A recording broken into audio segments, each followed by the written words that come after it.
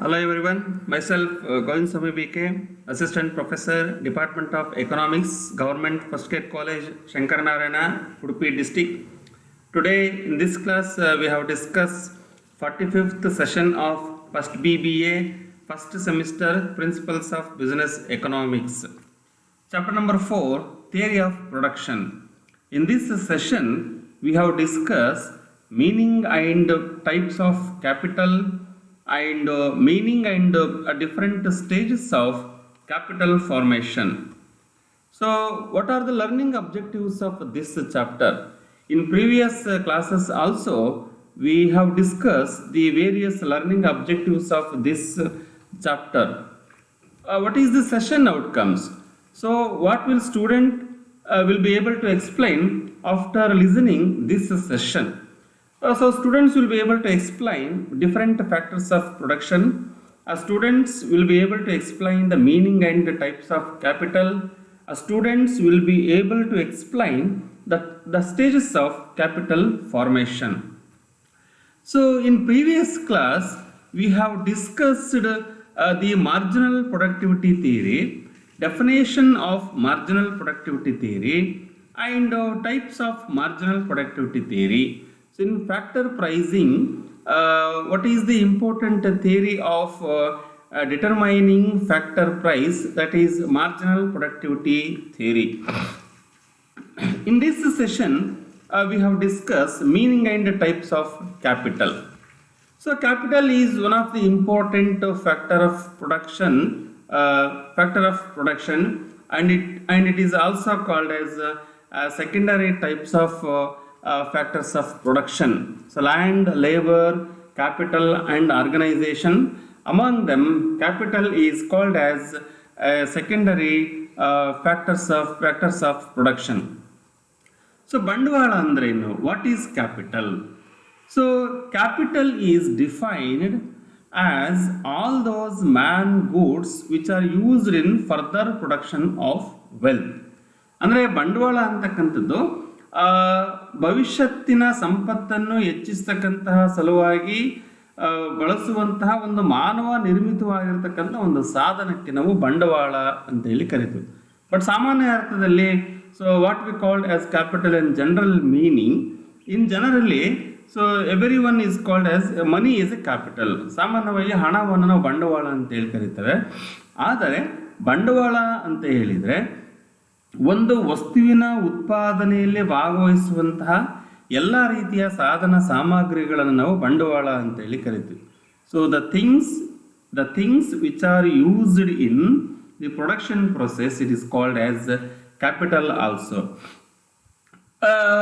In according to the words of James Keynes ಅವರ ಹೇಳುವಂತೆ ಈಗಾಗಲೇ ಇರುವ ಬಂಡವಾಳದ ಸಂಗ್ರಹಕ್ಕೆ ಹೊಸದಾಗಿ ಸೇರ್ಪಡೆಗೊಳಿಸುವುದನ್ನು ಅವರು ಬಂಡವಾಳ ಅಂತ ಹೇಳಿ ಕರೀತಾರೆ. ಅಂದರೆ the additional things to the already existence in the capital. ಹೊಸದಾಗಿ ಸೇರ್ಪಡೆಗೊಳಿಸುವಂತಹ ಬಂಡವಾಳ ಅಥವಾ ಒಂದು ಮರು ಉತ್ಪಾದಿತವಾಗಿರ್ತಕ್ಕಂತಹ ಸಾಧನಕ್ಕೆ ಬಂಡವಾಳ ಅಂತ ಹೇಳಿ ಕರಿತೀವಿ. ಸೊ ಹಾಗಾಗಿ thus capital is a man-made resource of production, machinery, tools, equipment of all kinds, buildings, railways and all means of transport and communication, raw materials, so are all included in capital. ಹಾಗಾಗಿ ಬಂಡವಾಳ ಅಂತ ಹೇಳಿದ್ರೆ ಎಲ್ಲ ರೀತಿಯ ಒಂದು ಮರು ಉತ್ಪಾದಿತವಾಗಿರ್ತಕ್ಕಂಥ ಒಂದು ಸಾಧನ, ಮಾನವ ನಿರ್ಮಿತವಾಗಿರ್ತಕ್ಕಂಥ ಒಂದು ಉತ್ಪಾದನಾಂಗ ಅಥವಾ ಸಂಪನ್ಮೂಲಕ್ಕೆ ಕ್ಯಾಪಿಟಲ್ ಬಂಡವಾಳ ಅಂತೇಳಿ ಕರೀತೀವಿ. So according to J.R. Hicks, so when we talk about the definitions of the capital, according to J.R. Hicks, capital consists of all those goods existing at present time which can be used in any way so as to satisfy wants during the subsequent years. So ಮುಂದಿನ ದಿನಗಳಲ್ಲಿ ಬಳಸುವಂತಹ ಮತ್ತು ಅಥವಾ ಏನು ಆ ಒಂದು ಉತ್ಪಾದಿತ ಸಾಮರ್ಥ್ಯವನ್ನು ಹೆಚ್ಚಿಸ್ತಕ್ಕಂತಹ ಒಂದು ಥಿಂಗ್ಸ್, ಅದಕ್ಕೆ ನಾವು ಬಂಡವಾಳ ಅಂತ ಹೇಳಿ ಕರಿತೀವಿ. And according to professor Samuelson, capital goods are produced goods that can be used as factor input for further production. ಮುಂದಿನ ಉತ್ಪಾದನೆಗೆ ಸಹಾಯಕವಾಗುವಂತೆ ಬಳಸ್ತಕ್ಕಂತಹ ಉತ್ಪಾದಿತ ಸಾಮಗ್ರಿಗಳನ್ನು ಬಂಡವಾಳ ಅಂತೇಳಿ ಕರಿತೇವೆ. So therefore, so capital include all those goods, ಎಲ್ಲ ರೀತಿಯ ವಸ್ತುಗಳನ್ನು ಒಳಗೊಂಡಂತೆ. ಸೊ ಮೆಷಿನ್ಸ್ ಆಗಿರಲಿ, tools, factory, buildings, transport equipment, ಎಲ್ಲ ವಸ್ತುಗಳನ್ನು ಒಟ್ಟಾಗಿ ಸೇರಿಸಿ ನಾವು ಕ್ಯಾಪಿಟಲ್ ಬಂಡವಾಳ ಅಂತ ಹೇಳಿ ಕರಿತೀವಿ. So therefore, capital is the result of human efforts made on natural resources in the past, as suggested by Cairn Cross. So therefore, stocks, shares, government bonds, securities are also included in capital because all these yield income to the investors. So what are the types of capital? ಬಂಡವಾಳದ ವಿಧಗಳು. So types of capitals ಅಲ್ಲಿ trade capital and social capital is the first type of capital. Trade capital. So trade capital refers to all those goods which a person uses in his trade or occupation, such as machinery, tools, raw materials, etc. So ವ್ಯಾಪಾರಿ ಬಂಡವಾಳ ಅಂತೇಳಿ ನಾವು ಕರಿತೀವಿ. So ಒಂದು ಉದ್ಯೋಗಕ್ಕಾಗಿ ನಾವು ಬಳಸ್ತಕ್ಕಂಥ ಒಂದು ಬಂಡವಾಳ ಏನಿರುತ್ತೆ ಅದು ವ್ಯಾಪಾರಿ ಬಂಡವಾಳ, such as machinery, tools, raw materials etcetera. So ಸಾಮಾಜಿಕ ಬಂಡವಾಳ, social capital includes all those items other than the free gifts of nature that yield incomes to the society. Example, machinery, plant, factories, farms, canals, railways, mines. ಇದು ನಾವೆಲ್ಲ ಸಾಮಾಜಿಕ ಬಂಡವಾಳ ಅಂತ ಹೇಳಿ ಕರಿತೀವಿ. ಅಂದರೆ railway and then channels and then factories and then ಈ ರೀತಿ ಸಾಮಾಜಿಕ ಮೌಲ್ಯೋತ್ಪಾದಕ ನಾವು ಸೋಸಿಯೋ ಓವರ್ಡ್ ಕ್ಯಾಪಿಟಲ್ಸ್ ಅಂತ ಏನು ಕರಿತೀವಿ, that is the social capital. Point number 2, fixed capital and circulating capital. ಸ್ಥಿರ ಬಂಡವಾಳ ಮತ್ತು ಹರಿವಿನ ಬಂಡವಾಳ ಅಂತ ಹೇಳಿ ಕರಿತೀವಿ. Fixed capital refers to the producer goods having long life which can be used again and again in productive processes. Their utility does not get exhausted in a single use. Machinery, plants and factory buildings, transport equipment, etc. are some of such components. ಅಂದರೆ ಸ್ಥಿರ ಬಂಡವಾಳ ಅಂತ ಹೇಳಿದ್ರೆ ಪುನಃ ಉತ್ಪಾದನೆಯಲ್ಲಿ ಬಳಸಿಕೊಳ್ಳಬಹುದಾಗಿರತಕ್ಕಂತಹ ಬಂಡವಾಳದ ಸಾಧನಗಳನ್ನು ನಾವು ಫಿಕ್ಸ್ಡ್ ಕ್ಯಾಪಿಟಲ್ ಅಂತೇಳಿ ಕರಿತೇವೆ. So in that machinery, plants and factory are buildings, so we use again and again these things. And then circulating capital includes all those items which can be used for a specific purpose only. ಅಂದರೆ ಒಂದು ನಿರ್ದಿಷ್ಟ ಉದ್ದೇಶಕ್ಕಾಗಿ ಬಳಕೆ ಮಾಡಿಕೊಳ್ಳುವಂತಹ ಒಂದು ಬಂಡವಾಳಕ್ಕೆ ನಾವು circulating capital ಅಂತ ಕರಿತೀವಿ. So it is directly absorbed into the finished products. So ಅಂತಿಮ ಬಳಕೆಯ ಉದ್ದೇಶಕ್ಕಾಗಿ ಬಳಕೆ ಮಾಡಿಕೊಳ್ತಕ್ಕಂಥದ್ದು. Say for example, cotton and paper are such examples which are used only once in productive processes of making cloth and printing of books respectively. Number 3, a sunk capital and a floating capital. So sunk capital is the category of capital which can be used to produce only one type of commodity or service.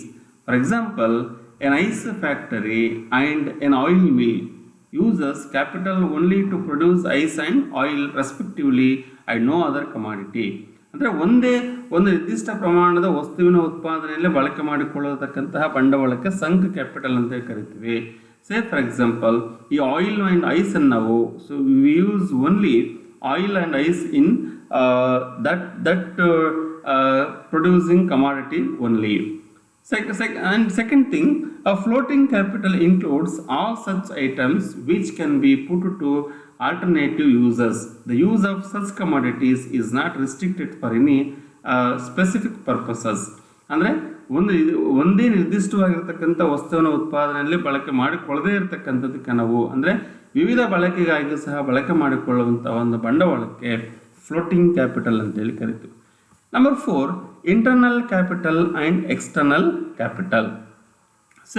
So when the capital of a country is used within its territory, ಅಂದರೆ ಬಂಡವಾಳ ಅಂತಕ್ಕಂಥದ್ದನ್ನು ಒಂದು ನಿರ್ದಿಷ್ಟ ಭೌಗೋಳಿಕ ಪ್ರದೇಶದ ವ್ಯಾಪ್ತಿಯೊಳಗಡೆ ಅಥವಾ ಒಂದು ದೇಶದಲ್ಲೇ ಬಳಕೆ ಮಾಡಿಕೊಂಡಿದ್ದರೆ ಅದನ್ನು ನಾವು ಇಂಟರ್ನಲ್ ಕ್ಯಾಪಿಟಲ್ ಅಂತ ಕರಿತೇವೆ.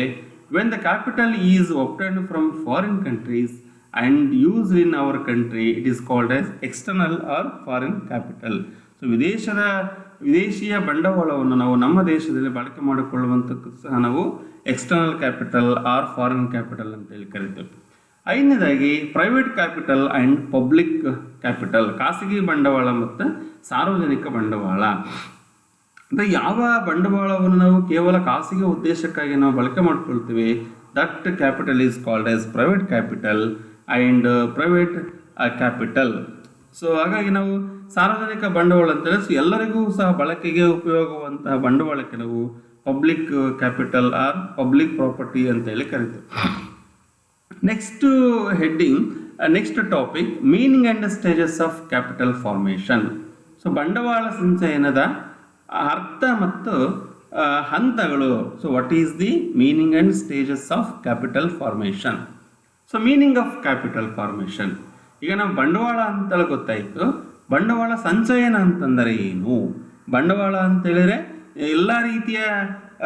ಎಲ್ಲ ರೀತಿಯ ಮಾನವ ನಿರ್ಮಿತವಾಗಿರತಕ್ಕಂತಹ ಉತ್ಪಾದಿತ ಮತ್ತು ಮರು ಉತ್ಪಾದಿತ ಸಾಧನಗಳಿಗೆ ನಾವು ಬಂಡವಾಳ ಅಂತ ಕರಿತೀವಿ. ಇಲ್ಲಿ ಬಂಡವಾಳದ ಸಂಚಯನ, capital formation. Capital formation means increasing the stock of real capital in a country. ಒಂದು ದೇಶದಲ್ಲಿ ನೈಜ ಬಂಡವಾಳದ ಸಂಗ್ರಹವನ್ನು ಹೆಚ್ಚಿಸುವುದಕ್ಕೆ ನಾವು ಬಂಡವಾಳ ಸಂಚಯನ, ಕ್ಯಾಪಿಟಲ್ ಫಾರ್ಮೇಷನ್ ಅಂತೇಳಿ ಕರಿತೇವೆ. So in other words, capital formation involves making of more capital goods such as machines, tools, factories, transport, equipment, materials, electricity. ಅಂದರೆ ಬಂಡವಾಳದ ಈ ಸಾಧನ ಸಾಮಗ್ರಿಗಳನ್ನು ಹೆಚ್ಚಿಸುವಂತಹ ಕೆಲಸ ಮಾಡುವುದು, ಅದನ್ನು ಭವಿಷ್ಯತ್ತಿನಲ್ಲಿ ಬಳಕೆ ಮಾಡಿಕೊಳ್ಳುವುದಕ್ಕೆ ಮತ್ತು ಅದರ ನೈಜ ಉತ್ಪಾದನೆಯ ಪ್ರಮಾಣವನ್ನು ಹೆಚ್ಚಿಸುವುದಕ್ಕೆ ಕ್ಯಾಪಿಟಲ್ ಫಾರ್ಮೇಷನ್ ಅಂತೇಳಿ ಕರಿತೀವಿ. So therefore additions to the stock of capital, saving and investment are essential. So what are the stages of capital formation? There are three important stages of capital formation. One is creation of saving, second one is mobilization of savings, and third one is investment of savings. First one, the first and foremost stages of capital formation is creation of savings. First of all, ಬಂಡವಾಳ ಸಂಚಯನವನ್ನು ಹೆಚ್ಚಿಸಬೇಕು ಅಂತ ಹೇಳಿದ್ರೆ ನಾವು ಉಳಿತಾಯವನ್ನು ಮಾಡಬೇಕು. So the savings are done by individuals or households. They save by not spending all the incomes on consumer goods. So ನಾವು ಉಳಿತಾಯ ಅಂತ ಹೇಳಿದ್ರೆ ನಾವು ಅನುಭೋಗದ ಮೇಲೆ ವೆಚ್ಚ ಮಾಡದೇ ಇರತಕ್ಕಂಥ ಒಂದು ಹಣದ ಮೊತ್ತವನ್ನು ಉಳಿತಾಯ ಅಂತೇನು ಕರಿತೀವಿ. ಇದು ಹೆಚ್ಚಾಗಿ ಈ ಕೌಟುಂಬಿಕ ವಲಯದಿಂದ ಮತ್ತು ವೈಯಕ್ತಿಕವಾಗಿ ಉಳಿತಾಯವನ್ನು ನಾವು ಮಾಡಲಾಗ್ತದೆ ಅಂತಕ್ಕಂಥದ್ದು. ಸೊ ಈ ಉಳಿತಾಯ ಅಂತಕ್ಕಂಥದ್ದು, the level of saving in a country depends upon the power to save and willing to save. ಉಳಿತಾಯದ ಪ್ರಮಾಣ ಅಂತಕ್ಕಂಥದ್ದು ಉಳಿತಾಯ ಮಾಡುವ ಶಕ್ತಿ ಸಾಮರ್ಥ್ಯ ಮತ್ತು ಉಳಿತಾಯ ಮಾಡತಕ್ಕಂತಹ ಮನಸ್ಸಿನ ಮೇಲೆ ಆಧಾರವಾಗಿರ್ತಕ್ಕಂಥದ್ದು. ಉಳಿತಾಯ ಮಾಡುವ ಶಕ್ತಿನೂ ಸಹ ಇರಬೇಕು, ಉಳಿತಾಯ ಮಾಡತಕ್ಕಂಥ ಒಂದು ಮನಸ್ಸು ಸಹ ಇರಬೇಕು. ಸೊ ಹಾಗಾಗಿ the power to save or saving capacity of an economy mainly depends upon the average level of income and the distribution of national income. The higher the level of income, the greater will be the amount of savings. ಹೆಚ್ಚು ಆದಾಯ ಇದ್ದರೆ ಉಳಿತಾಯದ ಪ್ರಮಾಣವೂ ಸಹ ಹೆಚ್ಚಾಗ್ತದೆ. ರಾಷ್ಟ್ರೀಯ ಆದಾಯದ ಹಂಚಿಕೆ ಸಮಾನವಾಗಿ ಆಗಿರಬೇಕು ಮತ್ತು ಆದಾಯದ ಪ್ರಮಾಣವೂ ಸಹ ಹೆಚ್ಚಾಗಿರಬೇಕು. ಅಂತಹ ಸಂದರ್ಭದಲ್ಲಿ ಉಳಿತಾಯದ ಪ್ರಮಾಣ ಹೆಚ್ಚಾಗ್ತದೆ. The second stages of capital formation is mobilization of saving. The important thing is not only the level of saving is important, but also the mobilization of saving is also important. So therefore, see, the saving must be mobilized and transferred to businessmen or entrepreneurs who require them for investment. ಬರೀ ಉಳಿತಾಯ ಮಾಡಿದ್ರೆ ಅಷ್ಟೇ ಸಾಲದು, ಉಳಿತಾಯ ಮಾಡಿರ್ತಕ್ಕಂಥದ್ದನ್ನು ಸಂಗ್ರಹಿಸಬೇಕು. Mobilisation of savings ಅಂತಕ್ಕಂಥದ್ದು ಬಹಳ important. So therefore the capital market funds are supplied by the individual investors, banks, investment ಟ್ರಸ್ಟ್ಸ್, insurance companies, finance corporations, governments etcetera. ಹಾಗಾಗಿ ಉಳಿತಾಯ ಮಾಡತಕ್ಕಂಥದ್ದನ್ನು ವಿವಿಧ ರೀತಿಯ ಹಣಕಾಸಿನ ಸಂಸ್ಥೆಗಳ ಮೂಲಕವಾಗಿ ಅದು ನಾವು ಮೊಬಿಲೈಸೇಷನ್ ಸಂಗ್ರಹಿಸುವಂತಹ ಕೆಲಸವನ್ನು ಮಾಡಬೇಕು. And the third important stages of capital formation is investment of savings. So not only saving is an important, not only mobilization of saving is important, and also so we have to invest the savings. ಉಳಿತಾಯ ಮಾಡಿರ್ತಕ್ಕಂಥದ್ದನ್ನು ಸಂಗ್ರಹಿಸಿರ್ತಕ್ಕಂತಹ ಉಳಿತಾಯವನ್ನು ಹೂಡಿಕೆ ಮಾಡುವುದು ಸಹ ಅಷ್ಟೇ ಪ್ರಮುಖವಾಗಿರ್ತಕ್ಕಂತಹ ಹಂತ. So therefore for savings to result in capital formation they must be invested. In order to that, the investment of savings should take place. There must be a good number of honest and dynamic entrepreneurs in the country who are able to take risks and bear uncertainty of production. ಅಂದರೆ ಬಂಡವಾಳವನ್ನು ಹೂಡಿಕೆ ಮಾಡುವಂತಹ ಕೆಲಸ ಮಾಡಬೇಕು.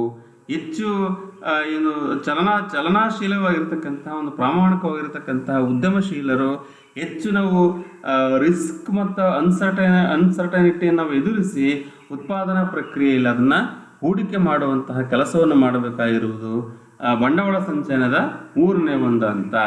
So therefore in the capital formation 3 stages are very important. Number 1, saving. Second point is mobilization of saving. Third one is the investment of savings. So these are all the references for your further studies. Thank you for listening.